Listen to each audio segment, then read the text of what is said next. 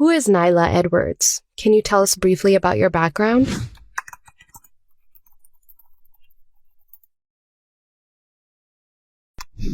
Nyla Edwards is a lot of things. I think as a revert, we kind of have like two sides to us. So there's Vicky, who is pre-Islamic me, and then there's Nyla, who is the post-Islamic me. I've been able to carry some of who I used to be into who I am now, but a lot has changed in that time. I love filmmaking. I am someone who loves dawah. I'm a mother as well, which is more of a new kind of side to me. I'm just a sister living in this world and trying to do my best to serve Allah with everything that I'm doing.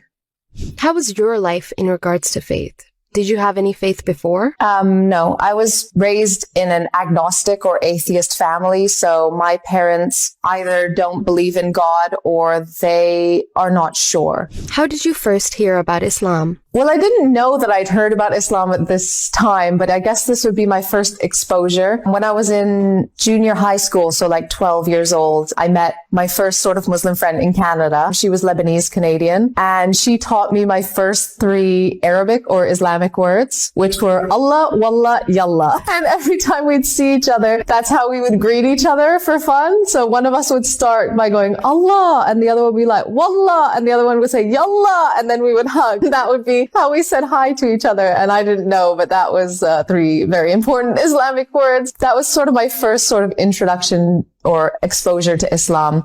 What was the thing that made you research religions? So I was living in Malaysia. I'd moved there when I was 15 years old. And Malaysia is obviously a Muslim country. And so I was so interested. All these people have a religion. All these people believe in a god or gods of some sort. What makes people believe in a god? Because I was so set on the idea that there was no God. Like, I wasn't looking at religions to find God. I was looking at them to discredit the fact that there was a God. I was actually doing it for the opposite purpose than searching for religion. You know, subhanAllah, after I became Muslim, this was one of the main things that I thought about was I never had an example of a Muslim in my life. I knew so many Muslims, but none of them lived Islam. None of them represented Islam. And that's why I always say, if I had converted because of the people I knew, I would have never become Muslim because I didn't have that example. And I think that's why Allah had to bring me to Islam in a very different way than someone around me.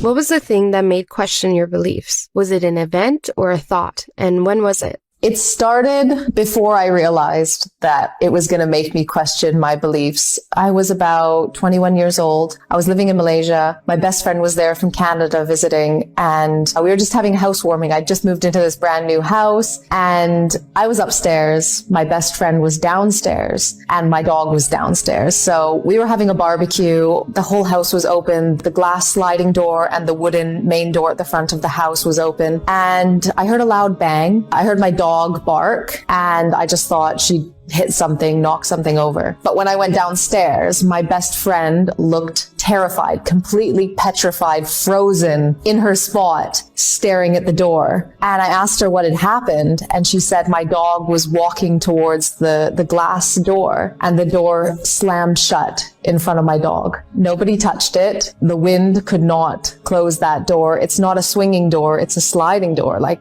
scientifically cannot close by itself, and we couldn't understand why. So we just like, okay, let's just go out. We shut the house and we went out, and I think we went out drinking and just forgot that it had ever happened. And then my best friend left. She went back to Canada. And over the next couple of months, things happened inside the house, but I found excuses for each one. So maybe I left something here when I left the house, and when I came home, it was over there. Or I heard something fall in my room, but nothing had moved. Oh, it was just the neighbor. It was something else. You know, you just make an excuse for it, until one night I came home and I went to my room. I put my dog in her room. I got ready for bed, and I saw the light was on outside of my bedroom door. So when I went outside, I felt a feeling. And this feeling I had felt once more in my life, and I recognized it immediately. The feeling is like a gripping in my chest, not my heart, not my lungs, in the center, something tight. And I felt this once before when I was 14 years old in Canada. I had gone out with my brother, and his friend who was very much into black magic and ghosts. We call them ghosts. Obviously we call them jinn, but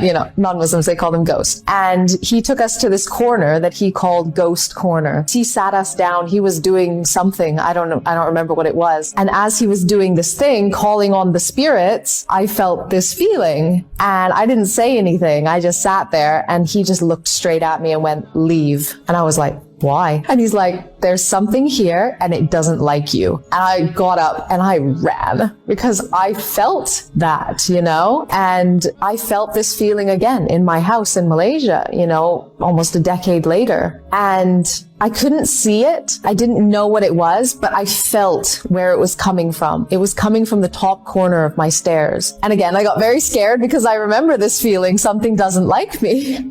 So I shut my door. I locked my door. Well, why would you lock your door against a ghost? But what are you going to do in this situation? And when I turned around, something hit my door and the whole door shook. And I was absolutely terrified. I didn't know what to do. I was helpless. I didn't know what it was. I didn't know what it wanted. I didn't know how to fight it, how to protect myself. And my mind was totally clear. And the only word in my mind was Allah. Without anything else in the world to grab onto, I said, "Allah, if you exist, protect me." And then I just went and laid down in bed. I put my laptop on and I just closed my eyes and I went straight to sleep. And it rained so much that night. And rain is like purification. And when I read in the Quran later that, Allah brought the rain in the night to cover you and to purify you. And I was like, subhanAllah, that's like how I felt that night. And so when I woke up in the morning, I had to reassess everything. I had to think about what happened the night before. What does this mean? And so I spoke to Allah and I made dua in a way. And Allah says, if you want to be guided, just ask and you're guided, isn't it? So without any knowledge of Islam or Allah or anything, I said, "Allah, first of all, if you were there last night, thank you. And if you want me to be Muslim, you have to guide me, because in 21 years of my life, nothing has ever shown me that you exist and no one could ever convince me that you existed. So guide me if this is what you want." After having that conversation with Allah in the morning, I just felt at ease. I think when you have Allah behind you, it's like you have an army behind you. I didn't feel afraid. I didn't want to live there anymore, but I didn't feel like anything was there waiting for me. And from that day on, I was so interested in Islam. My boyfriend at the time was Muslim, so he had, subhanAllah, the answers to my questions. And so I started to ask him things like, why do you pray? What are you afraid of? What does Islam teach us? What does Allah want from us? And so he would teach me things like Allah loves patience. Allah tells us to be patient. So when I feel impatient, I would try to remember Allah and I would say to myself, like, Allah loves patience, be patient. And I would see the situation change in front of my eyes. So I started like beta testing Islam in my life. I would start implementing Islamic values, living Islam into my life. This went on for about 6 months. During the 6 months, I also had a situation where I quit drinking completely. I stopped drinking alcohol. This was 4 months before I converted to Islam. And then it came Ramadan. And so I thought, if I'm going to try to be Muslim, Ramadan's the time to do it, because everyone's Muslim in Ramadan. But subhanAllah, the day before Ramadan started, my boyfriend left the country to go back home for Ramadan. So I was totally alone to learn and be Muslim. So I had to learn everything by myself. I got an English version of the Quran. I got some hijabs and I printed out how to pray and I put it down on the ground in front of me. And from the first day of Ramadan, I fasted. I prayed my 5 prayers and I read a juz of the Quran every day in English. So it was probably halfway through Ramadan, halfway through the Quran. And as I was reading the Quran, I continuously kept reading about myself. The person who has faith right in front of them, but they're blind, that they're being told the truth and they can't hear it. And I was like, this is me. Do I want to be this person? And it was Isha prayer. And I thought to myself, if I go to sleep tonight and die, I'm not going to Jannah. I'm going to Jahannam. And so I Googled, how do you say your Shahada? And I just sat there on my prayer mat and said, I bear witness there's no God but Allah, and I bear witness that Muhammad is his messenger. So just as I came to Islam,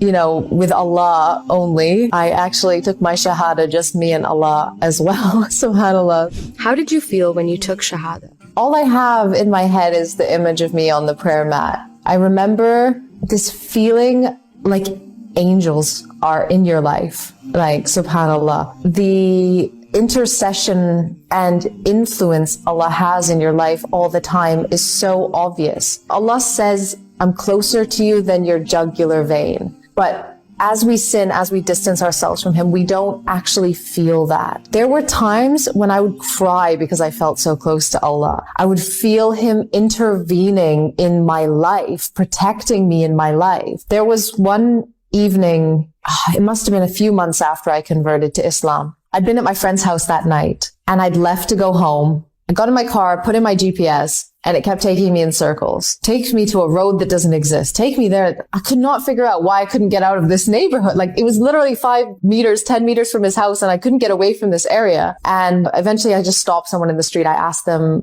like, how do I get to this road? I ended up at a road, turned the corner, and there had been a terrible accident. A motorcyclist was laying dead in the street. It must have only happened 15 minutes ago. And that was the time that I was meant to get to this road had I left directly from there, And Allahu Alam, Allah knows best. But in that moment, I felt maybe had I left at that time, I would have been in that accident. I could have killed that man. And after I passed the accident, I just burst into tears. I cried the whole way home, thanking Allah for protecting me from being in that situation.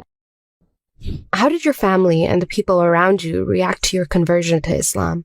My parents were actually so happy. Now, this one shows the character of my parents being very accepting, and 2 shows just how terrible I was. My mom feared for my life quite often in the lifestyle that I was living. And the fact that Islam changed like 100% how I was living my life was such a relief for them. It's actually improved our relationship substantially because at the time I was living on my own because I had been kicked out of my house when I was 18 years old. We were not on speaking terms really when I converted to Islam. And then after that, I built that relationship back with them. I did have an issue in my family. My aunt, who was my closest relative, she was my only aunt. I used to go to England and sit there and brush her hair for hours. And we were so close. She's my memory when I think of going to England as a child. And she messaged me on Facebook one day and said, I can't believe what you've done. Your grandmother would roll over in her grave if she saw you now. Why have you, this was after I wore hijab. She's like, why are you changing yourself? It caused a big issue in my family. My parents stopped talking to her for a number of years. I didn't talk to her for a number of years. I was actually very relieved when they started talking again because I felt like I had been a splinter in my family, and breaking the ties of kinship is so bad. In Islam, you have to keep our families close. And only recently, she actually messaged me. It was so nice to be able to bridge that gap again because I felt like somebody I really loved in my life had been taken away from me because of this decision that I had made. As for my friends, I think they were all pretty shocked. A lot of them would never have expected that from me based on my views, but they were all really happy. My work was not a positive experience. They prized me as the white girl that I was beforehand in my mini skirt and everything, and put me at the front and show me off. Then I covered up and I became less valuable to them, which really hurt my own self-esteem. It really hurt my confidence. I stopped going in front of camera because of it for a very long time. It took a long time to get my identity sorted. I felt like I'd lost my identity by becoming a Muslim, and it took a long time to kind of rebuild that in myself.